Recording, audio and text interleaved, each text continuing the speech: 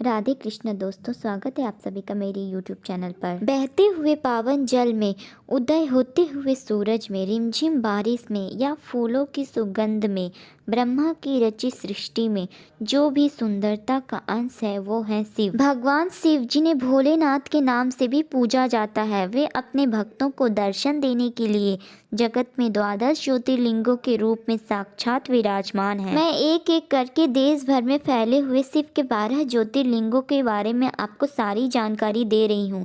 इस सीरीज का चौथा वीडियो लेकर मैं आपके सामने प्रस्तुत हुई हूँ। इस वीडियो में आप जानेंगे मध्य प्रदेश में स्थित ओमकारेश्वर ज्योतिर्लिंग के बारे में। 4 वेदों, 8 पुराणों और कई शास्त्रों में मूल मंत्र ओम के साक्षात दर्शन होते हैं। संपूर्ण ब्रह्मांड में भी उसी ओम का नाद सुनाई देता है। क्या यह आश्चर्य की बात नहीं है कि कावेरी और नर्मदा जैसी पावन नदियां उसी ओंकार का गुंजन करते हुए ओम के आकार के दीप की रचना करती है। एक ऐसा अद्भुत और अलौकिक दीप जो एक छोटी सी पहाड़ी की तरह प्रतीत होती है। माँ नर्मदा के समीप बसा ओमकारेश्वर ज्योतिर्लिंग ऐसा प्रतीत होता है जैसे पिता और पुत्र एक दूसरे का आलिंगन कर रहे हों। पिता पुत्री की उपमा देना यहाँ इसलिए उचित है क्योंकि स्कंद पुराण के रेवाखंड के अनुसार भी माना जाता है कि नर्मदा नदी का जन्म भगवान शंकर के पसीने से हुआ है और इसलिए माँ नर्मदा भगवान शिव को अपनी पुत्री की तरह प्रिय हैं। पुत्री पर पिता का स्नेह किसी से छिपा नहीं है और शायद इसी विशेष स्नेह के कारण नर्मदा नदी के तट पर विराजमान है देवों के देव महादेव ओमकारेश्वर ज्योतिर्लिंग के रूप में। ओंकार का स्वरूप इस स्थान को कावेरी और नर्मदा नदी के संगम के कारण ही प्राप्त है।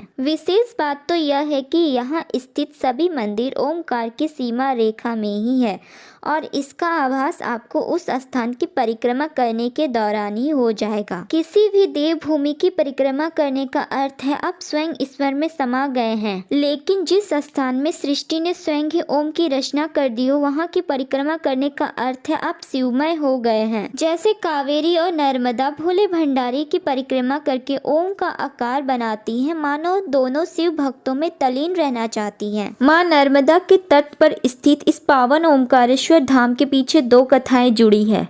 पहली कथा पर्वतराज विंध्याचल से जुड़ी है, जिसके अनुसार एक बार पर्वतराज विंध्याचल की कठिन तपस्या से प्रसन्न होकर भगवान शिव ने उनसे वरदान मांगने को कहा। विंध्याचल पर्वत ने अपने समस्त कार्य पूर्ण होने का भगवान भोलेनाथ से वरदान मांगा। इसके साथ ही भगवान शिव से इसी स्थान पर विराजमान होने की प्रार्थना भी की। भगवान शिव ने उनकी बात मानी और वहां स्थापित पार्थिव शिवलिंग 2 भागों में विभक्त हो गया, जिसमें पर्वतराज विंध्याचल द्वारा स्थापित पार्थिव शिवलिंग को ममलेश्वर ज्योतिर्लिंग के नाम से जाना गया और जहां पर भगवान शिव का अस्थायी वास माना जाता है उसे ओमकारेश्वर ज्योतिर्लिंग के नाम से जाना जाता है। ओमकारेश्वर ज्योतिर्लिंग से जुड़ी दूसरी कथा है कि राजा मानधाता ने नर्मदा नदी के किनारे स्थित इस पर्वत पर घोर तपस्या कर भगवान शिव को प्रसन्न किया था। उनकी तपस्या से प्रसन्न होकर भगवान भोलेनाथ ने उन्हें दर्शन दिया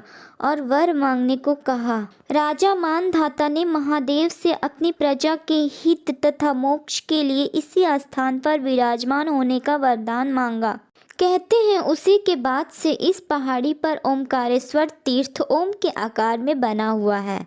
ओमकारेश्वर के इस पवित्र तीर्थ स्थल पर 33 करोड़ देवी देवता विराजमान हैं। शास्त्रों में मान्यता है कि जब तक तीर्थ यात्री ओमकारेश्वर के दर्शन कर यहाँ नर्मदा सहित अन्य नदी का जल नहीं चढ़ाते हैं, तब तक उनकी यात्रा पुण्य नहीं मानी जाती। यह मान्यता काफी प्राचीन समय से चली आ रही है। दोस्तों, इस ज्योतिर्लिंग के बारे में कहा जाता है कि देवों के देव महादेव प्रतिदिन तीनों लोकों का भ्रमण करने के बाद यहाँ विश्राम करने आते हैं। यहाँ हर रोज रात 8:30 बजे भगवान शिव की शयन आरती होती है। शयन आरती के बाद भगवान शिव को एकांत में विश्राम करने के लिए स्थान दिया जाता है। इसके साथ ही वहाँ चौपड़ सजा दी जाती है। प्रातः काल जब मंदिर के कपाट खोले जाते हैं तब चौपड़ अस्त व्यस्त मिलते हैं। कहते हैं भगवान भोलेनाथ माता पार्वती के साथ हर रात यहाँ चौपड़ खेलने आते हैं। अब यह भगवान भोलेनाथ की ही माया तो है। श्री ओमकारेश्वर धाम को जहाँ 33 करोड़ देवी देवता भगवान शिव के साथ निवास करते हैं, बार बार प्रणाम। अगर मेरा वीडियो आपको पसंद आया तो इसे लाइक शेयर और मेरे इस चैनल को सब्सक्राइब करना ना भूलें। साथ ही बेल आइकन जरूर प्रेस करें ताकि मेरी हर वीडियो की नोटिफिकेशन सबसे पहले आप तक पहुंचे। मिलते हैं बहुत जल्द एक नए वीडियो में। हर हर महादेव।